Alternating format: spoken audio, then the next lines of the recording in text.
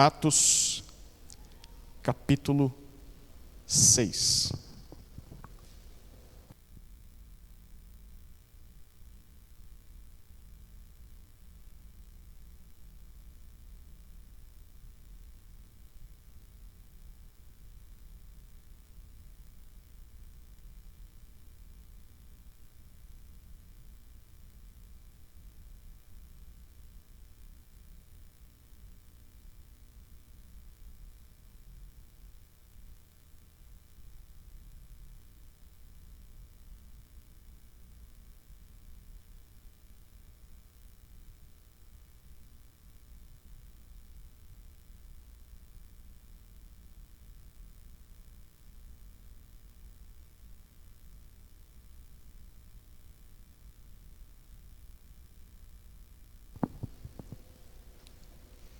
Hoje nós vamos estudar, se Deus permitir, a partir do versículo 8.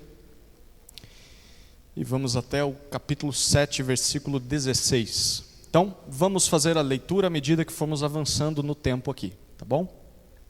Deixa aí a Bíblia aberta em Atos 6, a partir do versículo 8.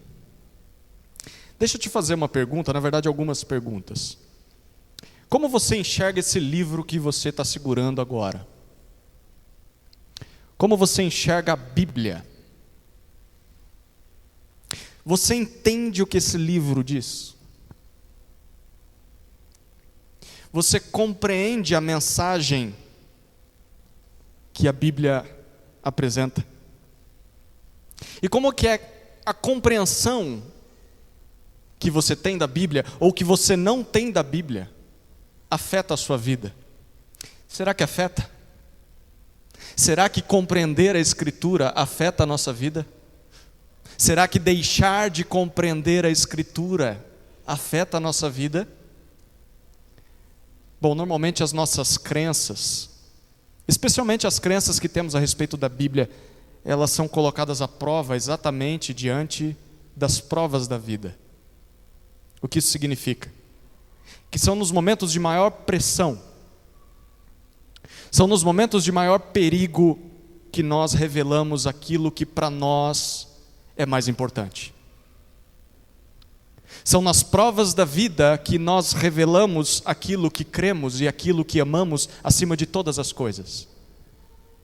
O texto que nós estamos para estudar nessa noite nos apresenta duas formas diferentes de se entender a Bíblia. Ao mesmo tempo, por causa disso, nós vamos ver duas formas diferentes de se viver. Por causa da compreensão bíblica. Por causa daquilo de como eu interpreto esse texto.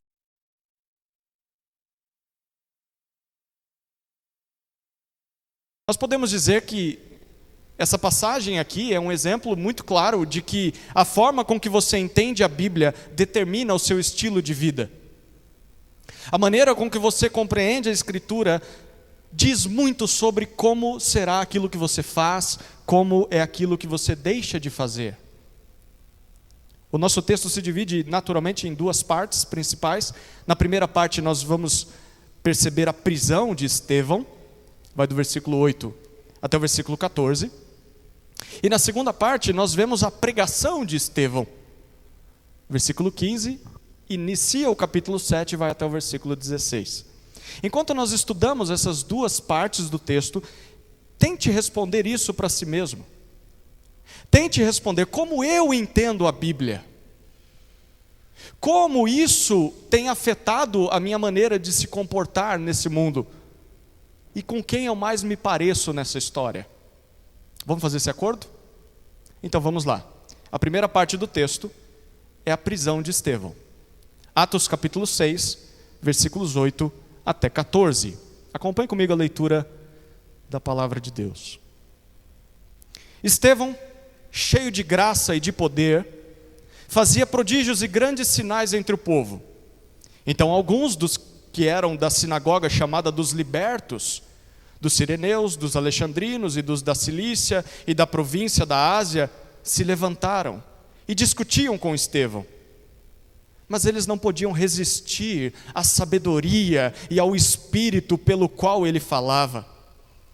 Então subornaram alguns homens para que dissessem: ouvimos este homem proferir blasfêmias contra Moisés e contra Deus.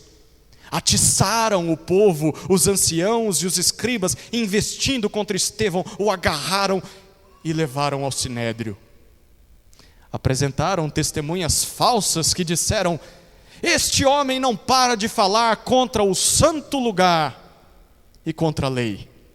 Nós o ouvimos dizer que esse Jesus, o Nazareno, destruirá este lugar e mudará os costumes que Moisés nos deu. Essa é a primeira parte, a prisão de Estevão. Nesse trecho, o autor de Atos, que é Lucas, ele nos conta a respeito de um personagem que já nos foi introduzido na passagem anterior. Se você estava aqui domingo passado, você teve contato com ele.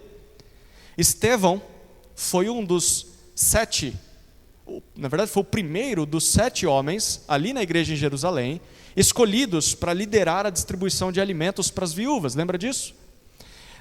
De acordo com o relato de Lucas, no versículo 5 desse capítulo, Estevão era homem cheio de fé e cheio do Espírito Santo. Isso significa que Estevão era um homem movido por fortes crenças, por fortes convicções a respeito da Bíblia e a respeito de quem Jesus é, e a sua vida era marcada pela ação do Espírito Santo. E por causa disso, as pessoas olharam para Estevão e o levantaram para ajudar na distribuição de cestas básicas da igreja, na administração e na distribuição. Mas não pararia por aí o seu trabalho.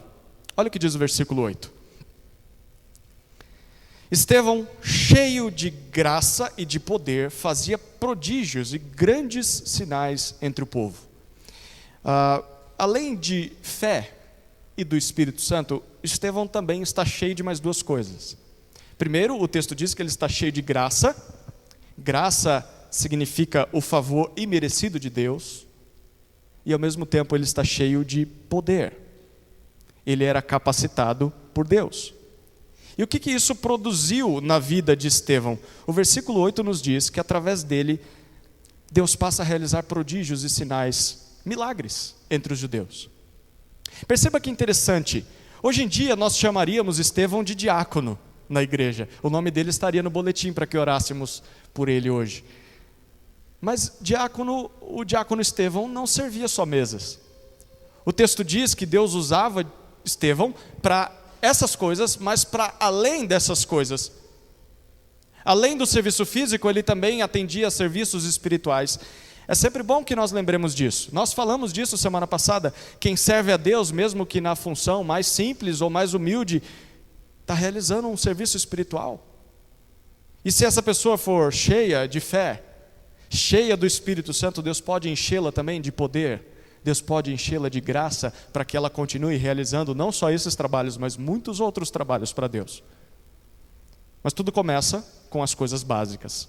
Tudo começa com a fé e com a plenitude do Espírito Santo. Se você não for cheio de fé e cheio do Espírito, certamente Deus não vai te usar para servir. Mas eu estou cheio de fé e cheio do Espírito, então você tem que se colocar à disposição também.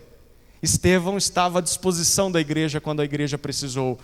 Com certeza, se essas 3 coisas estiverem presentes na minha e na sua vida, fé, o Espírito Santo e a disposição para servir, Deus vai te usar. Você pode ter certeza. Ele vai colocar oportunidades na sua frente para que você sirva ao reino de Deus. Nós vemos isso na vida de Estevão. Mas não somos apenas nós que vemos isso em Estevão. Os judeus de cultura grega também estão vendo. Quem são os judeus de cultura grega ou os helenistas? São aqueles judeus que nasceram fora de Jerusalém, mas estão dentro de Jerusalém. Olha o versículo 9. Então alguns dos que eram da sinagoga chamada dos libertos, dos sireneus, dos alexandrinos e dos da Cilícia e da província da Ásia, se levantaram e discutiam com Estevão. Havia na cidade de Jerusalém uma sinagoga, só que essa sinagoga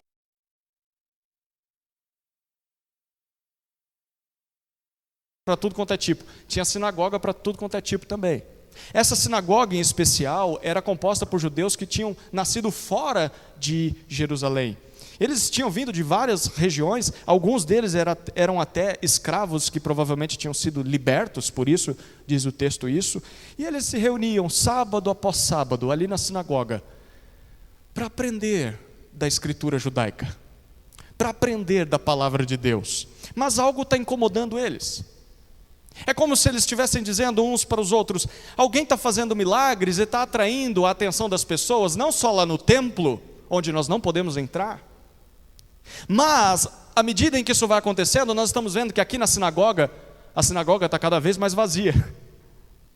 Você vai lembrar que o texto de semana passada terminou com muitos sacerdotes obedecendo à fé. Muitos líderes religiosos estão se convertendo a Jesus, e a sinagoga começa a ficar vazia. Então eles dizem: vamos fazer o seguinte, vamos ir até esse tal de Estevão e vamos calá-lo. Se todos nós que somos mestres da lei formos lá, nós vamos confrontá-lo, ele vai ter que se calar. Então eles vão. Mas aqui nós descobrimos algo importante. Se você quiser poder, grave bem isso. Se você quiser poder vindo da parte de Deus sobre a sua vida, para testemunhar de Jesus às pessoas, então espere oposição. Se você quer poder, espere oposição. Ao assumir cada vez mais responsabilidades no reino de Deus, seja no ministério, seja num cargo, ou simplesmente que você se dedique mais à obra do Senhor, mesmo não tendo um cargo oficial, pode ter certeza de que haverão lutas, haverão conflitos, problemas cada vez maiores, porque você está numa batalha espiritual contra as trevas e você tem que lembrar disso. Não se iluda. Aqueles que entendem a Bíblia de forma diferente de você, ou que simplesmente nem creem nas doutrinas que você crê, ou até mesmo aqueles que negam que Deus exista, eles não vão gostar do que vão ver na sua vida. Eles não vão gostar de ver alguém dedicado a Deus, e o que eles farão? Tentarão te calar. Tentarão te calar como tentaram calar Estevão. Mas o que aconteceu com Estevão? O contrário do que eles esperavam. Olha o versículo 10. Mas eles não podiam resistir à sabedoria e ao espírito pelo qual ele falava. Estevão é que cala os seus opositores. Eles não conseguem resistir a esse homem. E por que eles não conseguem? O versículo diz: por causa da sabedoria de Estevão e por causa do Espírito de Deus que estava sobre ele. Queridos, observe o que está acontecendo aqui. A fé que Estevão tem na Escritura, na Bíblia, enche Estevão de convicção e de sabedoria para refutar os argumentos daqueles judeus. E por causa disso, diante desse tipo de fé, o Espírito Santo age em Estevão, dando poder para Estevão, dando intrepidez para Estevão, para que ele defenda a sua fé mesmo diante de ataques inimigos. Nós precisamos nos perguntar: será que nós podemos ver esse tipo de atitude nas nossas vidas? Aquilo que nós cremos a respeito da Bíblia, a respeito de Jesus, será que é tão caro, é tão importante para nós, a ponto de termos argumentos suficientes para defender a nossa fé diante das pessoas que querem nos calar? Será que a nossa vida está tão cheia do Espírito Santo como estava a de Estevão, a ponto de nós termos ousadia de permanecermos firmes, mesmo diante de ataques, mesmo quando a nossa fé é confrontada? Queridos, se não há forma de vencer no argumento, os opositores passam para um próximo nível. Passaram com Estevão, e talvez passem para esse nível com você também. Um nível mais sujo, mais baixo, o nível do suborno e das mentiras. Olha o versículo 11. Então subornaram alguns homens para que dissessem: ouvimos este homem proferir blasfêmias contra Moisés e contra Deus. Aqueles líderes da sinagoga, vencidos por Estevão, eles decidem pagar para que algumas pessoas acusem ele de proferir blasfêmias, primeiro contra Moisés e depois contra Deus. Por que isso? Certamente porque o discurso de Estevão era parecido com o dos apóstolos. A gente já viu alguns dos discursos dos apóstolos nesse livro. Eles acreditavam que Jesus era o Messias, que foi prometido por Deus no Antigo Testamento. Acreditavam que Jesus era aquele que cumpria todas as promessas de salvação do Antigo Testamento. Através da obra de Jesus, Deus não habitava mais no templo, mas Deus habitava agora nos seguidores de Jesus. É óbvio, os judeus não aceitavam isso e até hoje não aceitam isso. Jesus ser chamado de filho de Deus, para eles era uma blasfêmia. Como assim? O verdadeiro Messias, o verdadeiro Cristo, ele não poderia ter sido morto em uma cruz de vergonha. O verdadeiro Salvador da humanidade é o Rei dos Reis e ele nunca passaria por uma vergonha desse jeito. E outra, como é que pode Deus deixar de habitar no templo, nessa construção maravilhosa que nós temos, para ficar habitando em gente simples como vocês? Isso é impossível, e o judeu não aceitava isso. Queridos, os opositores de Estevão, eles não entendiam o Evangelho. Eles conheciam muito da lei, do Antigo Testamento, conheciam muito da Bíblia, mas não assimilavam isso com o Evangelho, e eles não entendiam por que o rei do mundo morreu em uma cruz. E por isso eles queriam calar o mensageiro.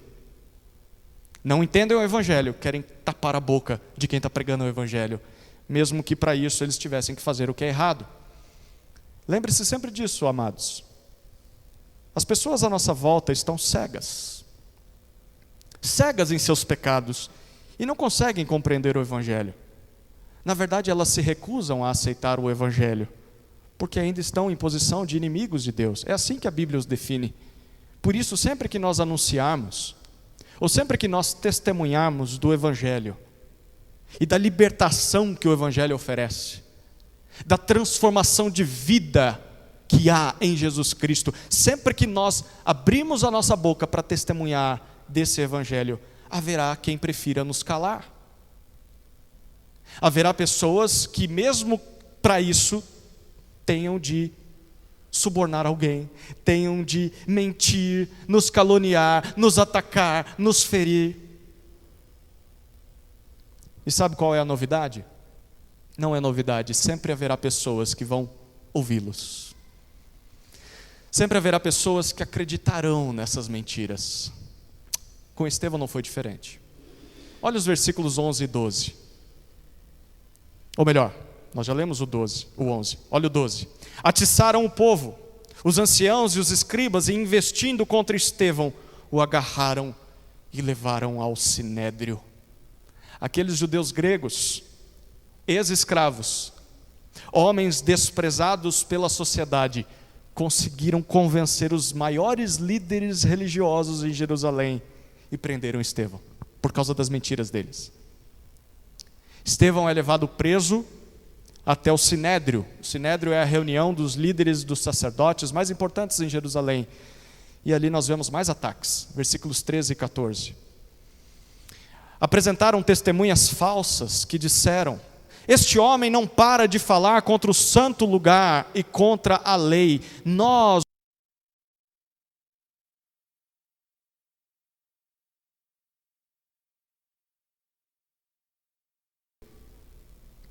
falsas testemunhas, provavelmente também pagas por aqueles judeus gregos, acusam Estevão mais uma vez. Só que dessa vez é uma acusação formal. É diante do Sinédrio. O Sinédrio tem poder de mandar matar. E a acusação está aqui. Esse homem não para de falar contra duas coisas.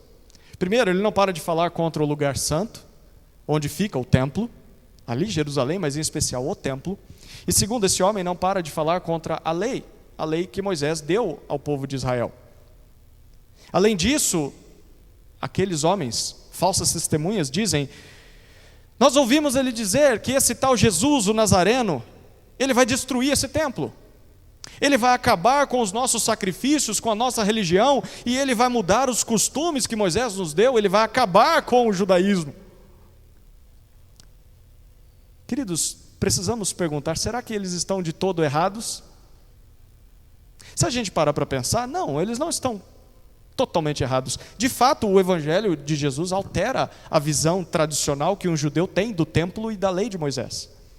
Na verdade, o Evangelho reinterpreta essas coisas corretamente. Faz isso à luz do que Jesus veio fazer nesse mundo. O Evangelho de Jesus muda a maneira com que nós vemos as coisas. O Evangelho de Jesus muda como nós enxergamos o mundo, muda como nós enxergamos quem Deus é, muda quem nós enxergamos a nós mesmos e muda como nós nos aproximamos de Deus, como nós vemos essas coisas. Então é óbvio que se uma pessoa não crer na mensagem do Evangelho, é óbvio que isso vai produzir conflitos nela, e vai produzir conflitos entre ela e você, conflitos que vão acabar nos atingindo. É normal que quando uma pessoa ouça do Evangelho, da boca de alguém que está cheio do Espírito, é normal que uma pessoa, quando ouve do Evangelho de alguém que está cheio do Espírito, alguém que tem uma vida que não há mau testemunho, e ouvindo o Evangelho da boca dessa pessoa, é normal que as pessoas reajam de uma dessas duas formas. Ou elas vão admitir que você está certo, e vão dizer, realmente não tem como negar, tudo isso é verdade. Ou elas vão partir para a segunda possibilidade. Eles vão tentar jogar lama no seu testemunho. Contra o seu bom testemunho. Então vão tentar acabar com a sua imagem perante os outros. No caso de Estevão, a lama vai se tornar pedras. Mas ainda assim vale perguntar: o seu testemunho hoje sobre Jesus está próximo desse nível? Ao ponto de que a única acusação que as pessoas consigam fazer contra você é através de mentiras, através de falsas testemunhas? Que tipo de exemplo de seguidor de Jesus você tem demonstrado às pessoas que vivem ao seu redor? Se você estivesse no lugar de Estevão, quem seriam as pessoas que te acusariam? Se você estivesse no lugar de Estevão, quais seriam as acusações? Será que haveriam pontas soltas na sua vida? Sabe como aquela blusa de lã? Você puxa um fiozinho, perdeu a blusa. Tem uma coisinha na vida dessa pessoa, olha, vamos puxar isso, acabou, ela está exposta. Será que haveria pontas soltas na sua vida que os seus opositores poderiam usar para te acusar? Justamente porque realmente você naquela área você não pediu perdão, naquela área você não perdoou, naquela área você não se reconciliou, naquela área você não pagou o que devia. Você é um péssimo funcionário, você é um péssimo patrão, você é um péssimo vizinho, um péssimo familiar, e realmente na sua vida, essa área, os seus acusadores teriam argumentos. Ou será que é o oposto? Ou será que mesmo que pessoas estivessem te condenando, como estão fazendo com Estevão, teriam apenas ataques falsos, mentirosos, porque o seu testemunho é impecável diante deles? Como está o seu testemunho? Como está o nosso testemunho? A forma com que você entende a Bíblia determina o seu estilo de vida. Estevão era um homem dominado pela fé no Evangelho, e por isso o Espírito Santo agia sobre Estevão e através de Estevão. Ninguém conseguia acusar Estevão de algo errado, e foi necessário pagar e mentir para calar Estevão, e a gente vai ver que ele não se calou mesmo assim. Será que o mesmo poderia ser dito de nós? Diante das pressões, diante das oposições, por causa do Evangelho, como é que nós estamos reagindo? Será que as nossas convicções na palavra de Deus são tão caras para nós, são tão importantes para nós, a ponto de nós nos mantermos fiéis ao Evangelho, mesmo diante de falsas acusações, de pessoas mentirosas? Ou será que aí nós descemos do salto e partimos para a porrada? Ou continuamos mantendo bom testemunho mesmo diante de falsas acusações? É impressionante como Estevão não resiste. Estevão tem a consciência tranquila. Impressionante, não é? Essa é a primeira parte desse texto. Vamos para a segunda. A pregação de Estevão. Acompanhe comigo a leitura do versículo 15 do capítulo 6 até o versículo 16 do capítulo 7.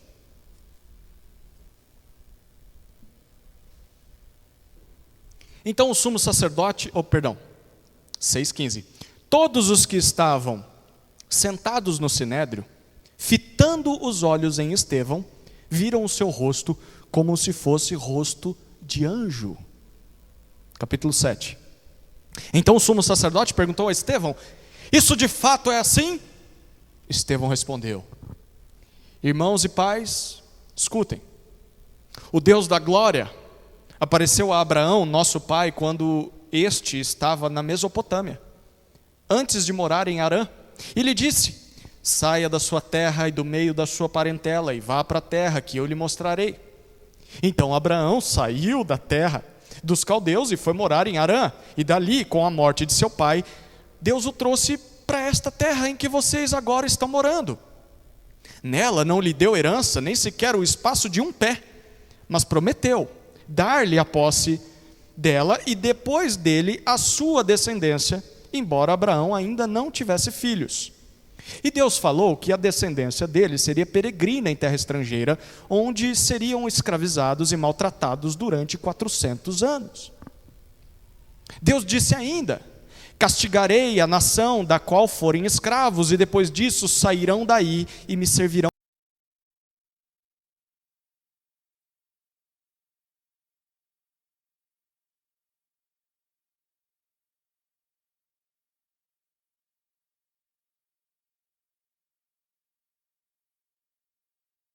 Invejosos de José, venderam-no para ser levado para o Egito.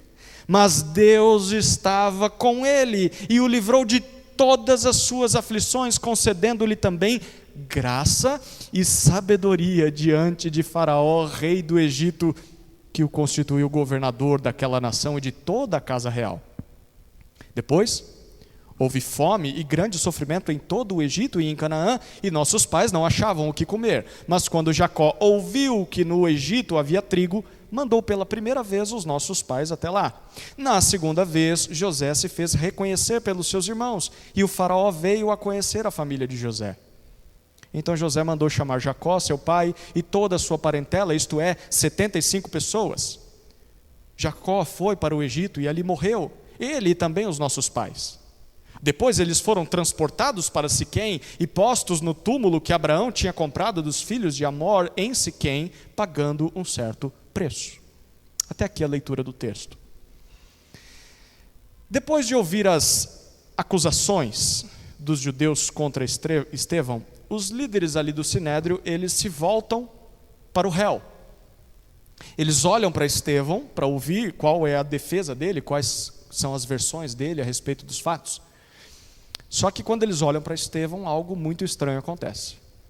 Capítulo 6, versículo 15, diz para nós: todos os que estavam sentados no sinédrio, fitando os olhos em Estevão, viram o seu rosto como se fosse rosto de anjo. Consegue imaginar uma cena dessa? Talvez a primeira coisa que tiver à mente aqui é os ursinhos carinhosos, é o anjinho da Turma da Mônica, né? Aquele bichinho com a bochechinha rosada, olhinhos claros, o cabelo encaracolado, loirinho, com asinhas lindas, flutuantes. Mas na Bíblia, anjos não são apresentados assim. Na Bíblia, todas as vezes em que anjos aparecem, as pessoas ficam cheias de medo, as pessoas caem no chão como se estivessem mortas, e as pessoas se escondem dos anjos. Anjos não são seres encantadores, anjos são seres aterrorizantes. Por quê? Porque os anjos são soldados de Deus nas batalhas contra as trevas. Anjos são soldados do Senhor dos Exércitos. Quando anjos aparecem na narrativa bíblica, sempre estão representando o Senhor dos Exércitos. Há alguma batalha em curso. A presença de anjos significa que Deus está ali, do lado dos anjos. Todas as vezes que eles apareceram foi dessa forma. E é isso que está acontecendo com Estevão. De alguma forma que o texto não explica, o rosto de Estevão está diferente, como se as pessoas estivessem olhando para um representante do céu na terra. É como se um soldado celestial estivesse diante deles. Deus está com Estevão. Da mesma forma com que Deus esteve com Moisés, você vai lembrar quando Moisés desce do monte com as 2 tábuas da lei, e o seu rosto está brilhando, porque ele esteve com Deus. E há uma segunda ocasião em que isso acontece na Bíblia, quando Jesus está no monte da transfiguração, não só o seu corpo, no seu rosto, mas todo o seu corpo e suas vestes brilham. Interessante, né? Com Estevão algo semelhante está acontecendo. Deus está com Estevão. Mas, ainda assim o Sinédrio quer respostas. E a gente vê isso no versículo 1 do capítulo 7, olha o que diz. Então o sumo sacerdote perguntou a Estevão: isto de fato é assim? Você reparou? Que eles sequer notam ou falam alguma coisa em relação à aparência de Estevão. Eles simplesmente querem saber se aquelas acusações são verdadeiras ou falsas, diante de um milagre, como se estivessem diante de um anjo. Ainda assim eles querem respostas. Queridos, há pessoas que dizem que só vão acreditar em Deus, só vão acreditar no Evangelho se um anjo aparecer na frente deles, brilhando, reluzente, aí sim eu vou acreditar. Mentira. Mentira, porque isso é só uma desculpa esfarrapada para encobrir a sua incredulidade. Esses líderes aqui, eles estão diante de uma pessoa cheia do Espírito Santo, uma pessoa por meio de quem Deus realizou inúmeros milagres. Eles estão diante de alguém com um testemunho de vida impecável, alguém com uma aparência angelical, e ainda assim eles continuam incrédulos. Eu não sei você, mas eu acho que eu nunca vou chegar nesse nível aqui, você também não, provavelmente. E ainda assim eles não creem na mensagem de Estevão. Queridos, nós não deveríamos pensar dessa forma. Só o testemunho da palavra de Deus basta para que as pessoas creiam no Evangelho. Muitas vezes, quando nós pensamos em, eu quero crer, mas eu preciso ver alguma coisa especial, eu não sinto nada quando eu abro a Bíblia, Deus não senta do meu lado e não se revela a mim, eu preciso de experiências assim. Deixa eu dizer uma coisa, se ouvir a pregação do Evangelho de Jesus que transforma vidas, não é suficiente para você, nada vai ser suficiente. Se o Evangelho não desperta sequer cócegas em você, esquece.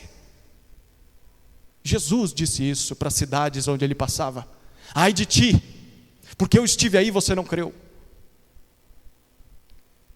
Da mesma forma, nós não devemos nos desesperar diante de pessoas incrédulas que estão exigindo ver um milagre para crer, porque isso não compete a nós. Se Deus quiser se manifestar assim às pessoas, Ele faz, Ele é Deus. Mas, mesmo que Deus fizer, quem garante que as pessoas vão crer?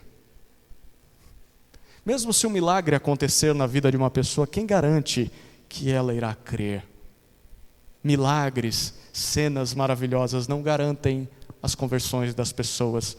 Nós não deveríamos ficar perdendo tempo só em busca disso. Eu queria ver milagre, eu queria ver coisa flutuando, eu queria subir no monte para ver as coisas brilhando. Se o maior milagre de todos é o Evangelho, e ele não te transforma, esqueça. Você não precisa ver mais nada. É por isso que a partir do versículo 2, ainda assim, os líderes querem uma resposta. E a partir do versículo 2 até o versículo 16, nós vemos o início da resposta de Estevão. Essa resposta vai até o versículo 53, nós não vamos até lá hoje, vai ser tema das próximas mensagens. E essa resposta vai provocar o apedrejamento de Estevão e a morte de Estevão. Estevão é o primeiro mártir da história cristã. É o primeiro que morre por causa de sua fé depois de Jesus. Por quê? Por que que Estevão tem esse fim tão trágico? O que que ele diz de tão grave nessa resposta dele? Lembra quais são as acusações? As acusações são o seguinte: ele fala contra o santo lugar. Ele fala contra Jerusalém, em especial, ele fala contra o templo. Segunda acusação, ele fala contra a lei de Moisés. Ele fala contra os costumes que nós recebemos, ele quer mudar tudo. Pois bem, se você reparou bem na leitura, nesse trecho do versículo 2 até 16, Estevão faz um resumo do livro de Gênesis. Gênesis. Por isso nós vamos parar no versículo 16, porque a partir do 17 ele fala a história, conta a história a partir de Êxodo, mas ele encerra aqui em Gênesis. Mas só por essa informação nós podemos aprender algo. Deixa eu dizer o seguinte: quando a sua fé é questionada, quando a nossa fé é questionada, ou quando nós queremos anunciar aquilo que nós cremos às pessoas, nós devemos explicar a Bíblia. A Bíblia. Porque a Bíblia é a palavra de Deus, o nosso discurso deve fluir da Escritura, porque a nossa crença vem da Escritura. Não adianta você ficar evangelizando alguém citando John Piper, John Wesley, Santo Agostinho, seja lá quem for. Você precisa evangelizar usando a Bíblia. Ela é a palavra de Deus que transforma as pessoas. Use esses outros, não tem problema. Mas a Bíblia é o mais importante. Esse é o significado daquilo que eu tento fazer todo domingo nesse púlpito. Pregação expositiva. O que eu estou fazendo? Eu estou abrindo um texto da palavra e expondo esse texto dentro do seu contexto, explicando o que o texto significa, qual a aplicação desse texto para as nossas vidas, à luz da cruz de Jesus, à luz do Evangelho. É disso o que nós mais precisamos, ouvir a Deus, entender a palavra de Deus. Nós não precisamos de ideias novas e mirabolantes dos homens. Nós não precisamos da filosofia barata desse mundo. Nós não precisamos de piadas, não precisamos de experiências de um pastor que chega e fica contando história, e mais história, é tão gostoso. Nossa, eu nem percebi o tempo passar, mas no final das contas não teve Bíblia. Nós precisamos da palavra de Deus, e a pregação expositiva é o que mais se aproxima desse objetivo, de expor o que o texto está dizendo. E é assim que nós também devemos compartilhar a nossa fé com os outros, citando a Bíblia, explicando a Bíblia. Enfim, como é que Estevão expõe o livro de Gênesis? Lembre-se das acusações, são falsas, são de que ele está falando contra o templo e contra a lei de Moisés. Ok, então ele expõe Gênesis em 3 pontos. Primeiro ponto, ele diz que tudo começa com Deus. Olha o versículo 2. Estevão respondeu: irmãos e pais, escutem, o Deus da glória, o Deus da glória. Para por aqui. Como é que Estevão se referiu a Deus? O Deus da glória. Sabe quantas vezes essa expressão aparece na Bíblia? Só mais uma vez. Salmo 29, versículo 3. É um salmo que se refere à poderosa voz de Deus. A palavra de Deus que criou todas as coisas e controla todas as coisas, especialmente as águas de um temporal, de um tsunami. O Deus da glória. O que Gênesis 1 e 2 nos dizem? Nos dizem que o Deus da glória criou todas as coisas pelo poder da sua palavra, pelo poder da sua voz.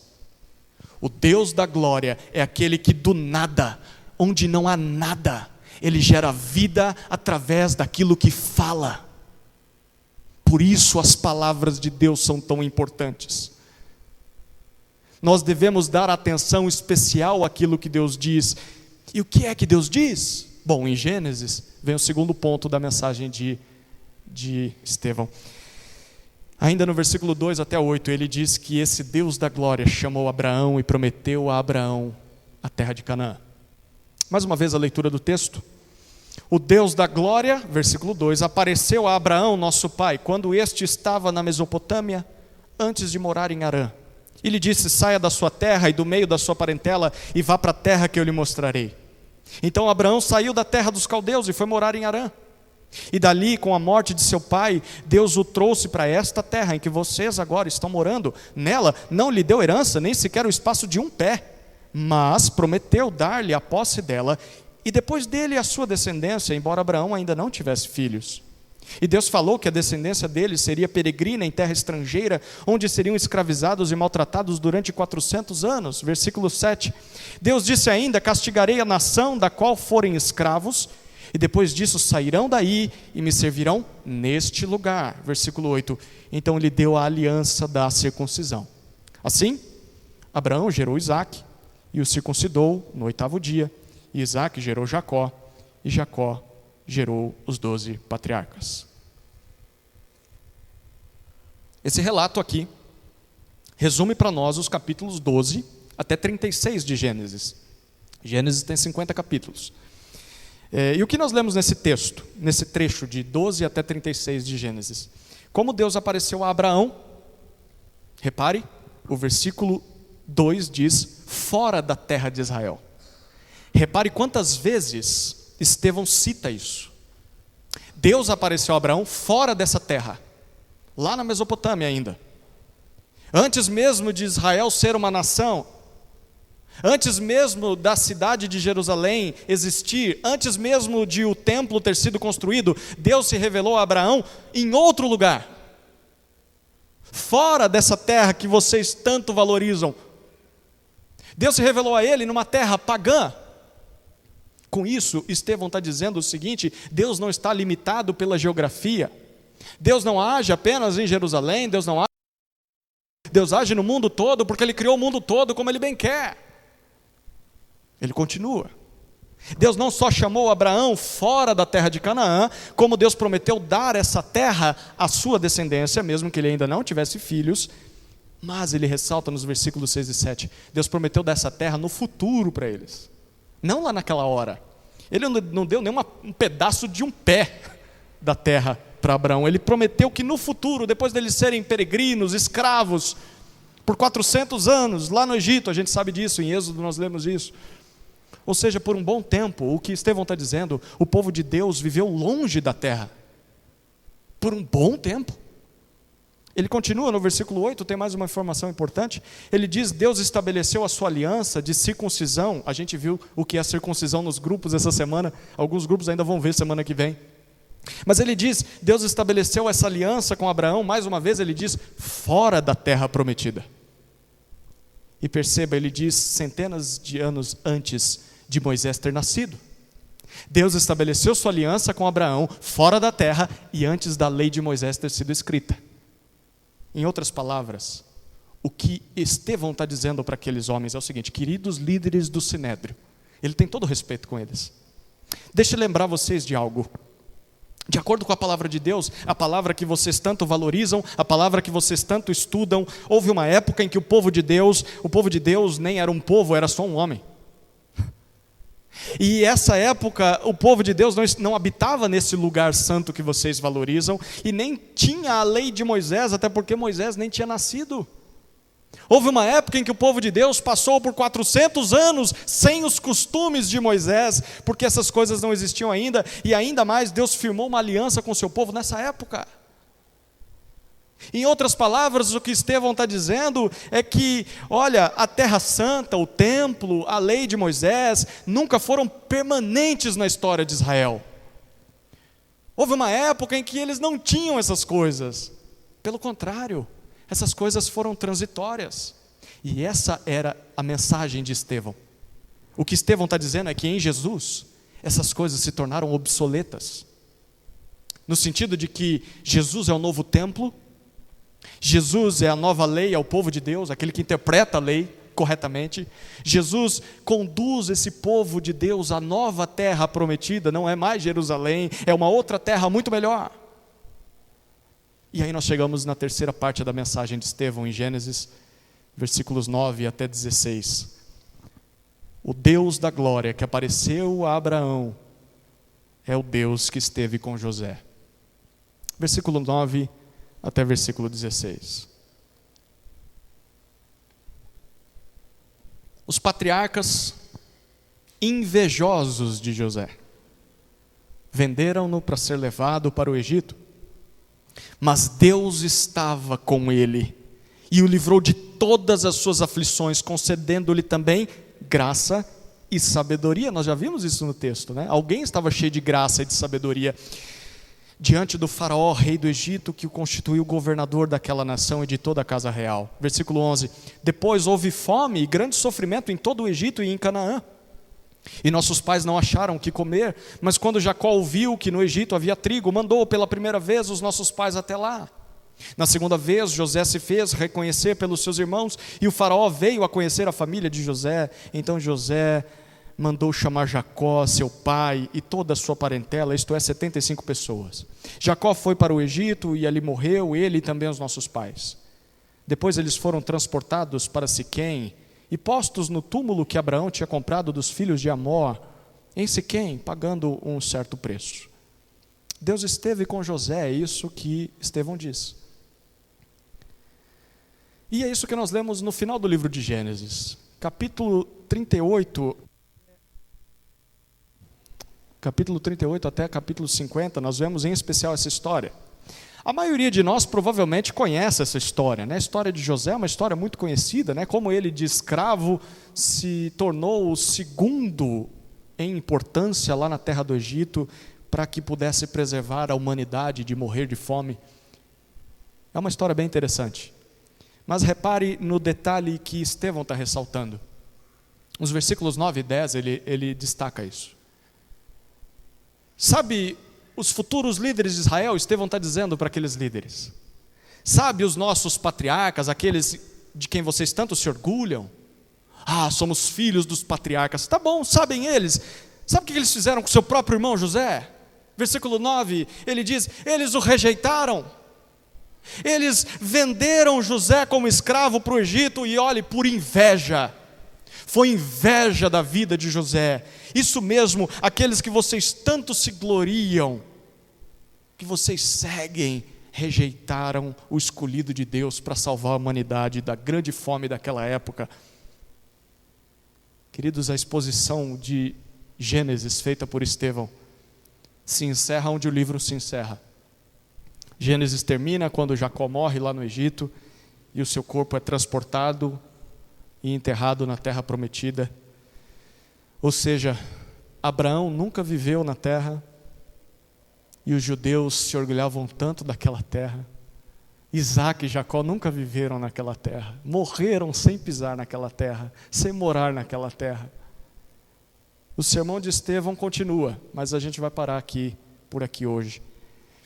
Mas se você é alguém atento, você percebeu que Gênesis está faltando uma parte no discurso de Estevão, não está?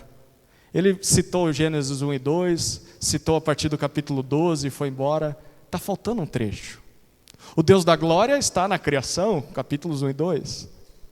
O Deus que chamou Abraão e o Deus que estava com José, capítulo 12 até 50.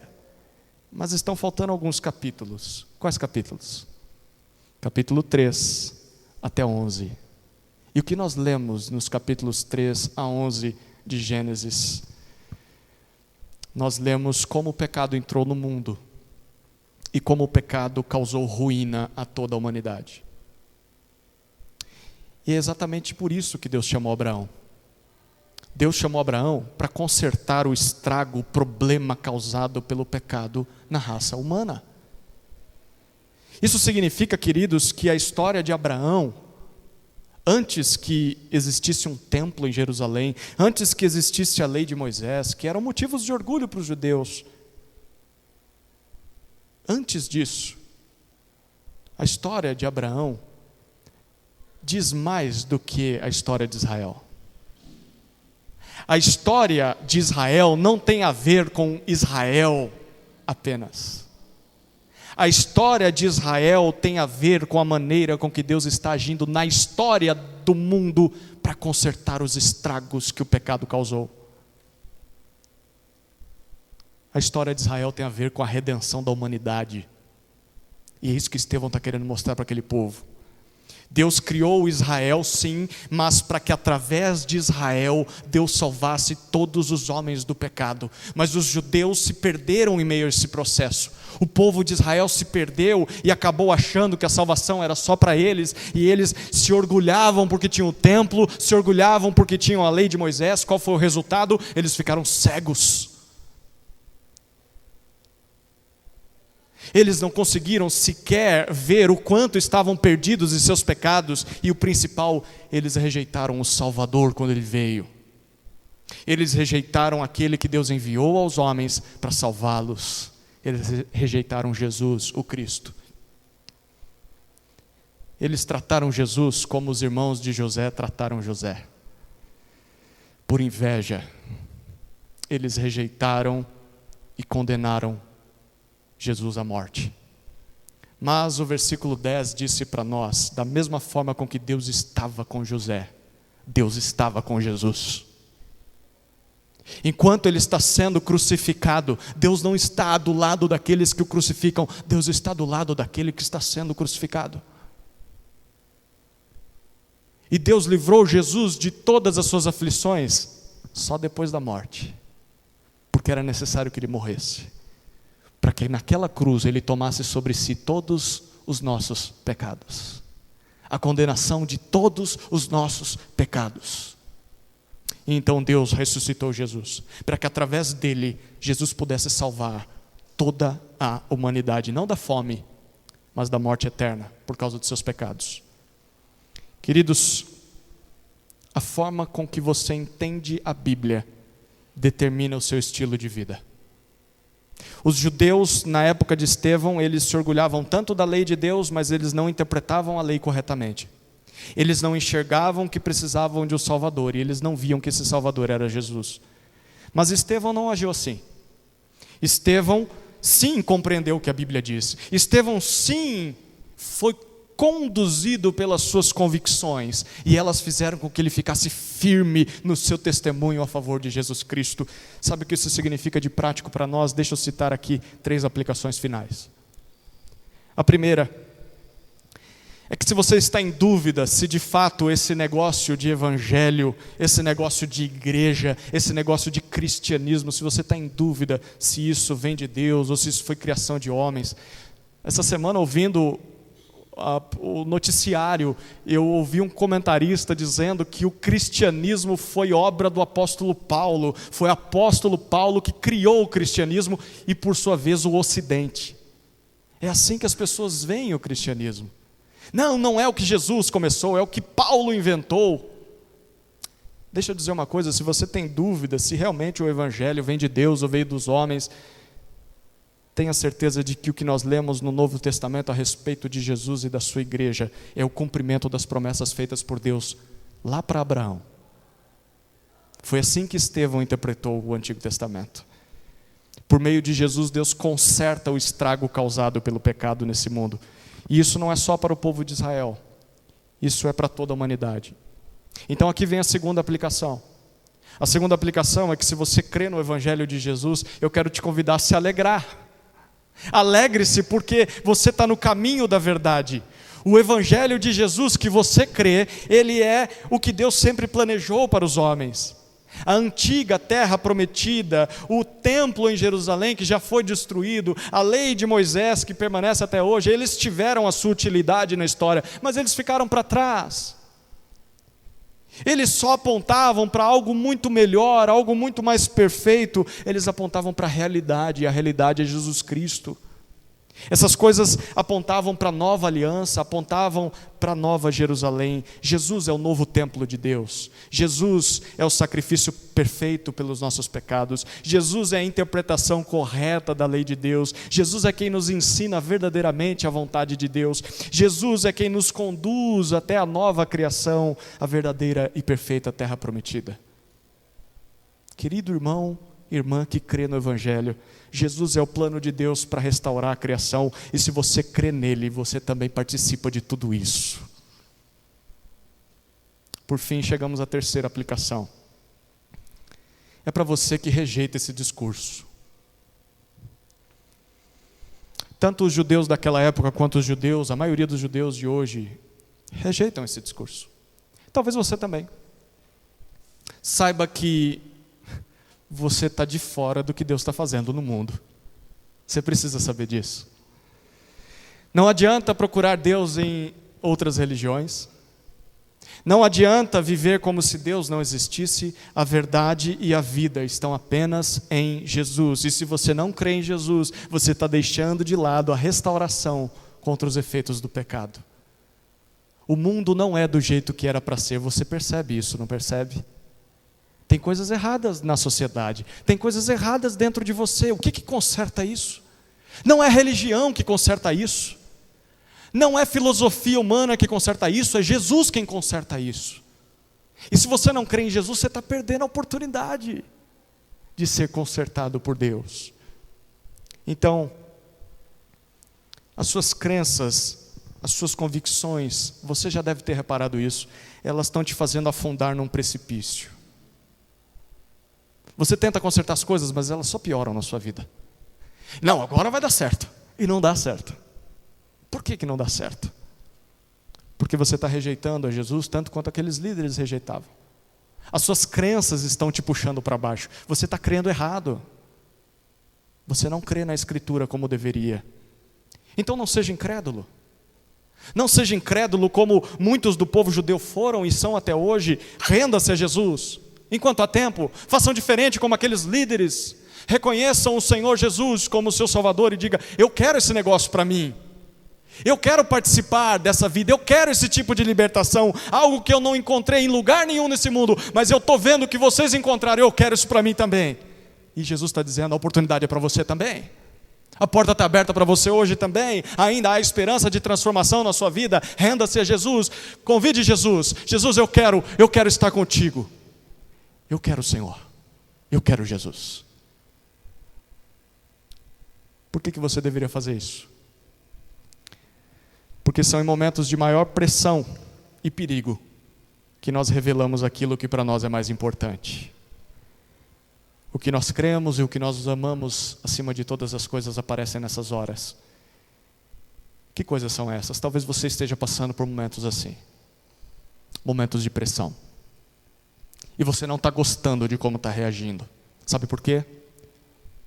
Por causa da forma com que você está vendo a Bíblia. Por causa das suas crenças, dos seus amores. Como é que você enxerga esse livro? O que você crê sobre a Bíblia? Você realmente compreende aquilo que a Bíblia diz? Como que a compreensão dela está afetando a sua vida? A forma com que você entende a Bíblia determina o seu estilo de vida. Se você interpreta a Bíblia corretamente, à luz do que Jesus fez, à luz do Evangelho, você vai ter uma vida parecida com a de Estevão. E talvez você vai ter um final parecido também. Mas certamente terá um destino semelhante. Estará com o Senhor Jesus quando morrer. Mas, se você não faz isso, se você não se rende a Jesus, o seu coração está cego e duro como o daqueles líderes, e mesmo que um anjo apareça na sua frente, você não vai mudar. Você está muito parecido com aqueles líderes e com os patriarcas que rejeitaram e mataram por inveja. Pense muito bem sobre isso. Quero orar por nós todos nessa hora. Vamos orar, queridos. Querido Deus, obrigado pela Tua palavra. Obrigado porque nós aprendemos com Estevão como lidar com as Escrituras. E mais ainda, aprendemos como nos comportar diante de pressões. Dá-nos um coração mais parecido com o de Jesus. Para que na hora da pressão, não vaze pecado de nós, mas testemunho fiel a Cristo. Dá-nos a graça que estava sobre esse homem. E para aqueles que ainda não desfrutam de nada disso, dá o Teu Espírito para que se convertam. Abra esses corações, rasgue esses corações, faça morada nesses corações, leve-os à fé no Evangelho, para que também desfrutem disso conosco. Essa é a nossa oração, no nome de Jesus. Amém. Amém.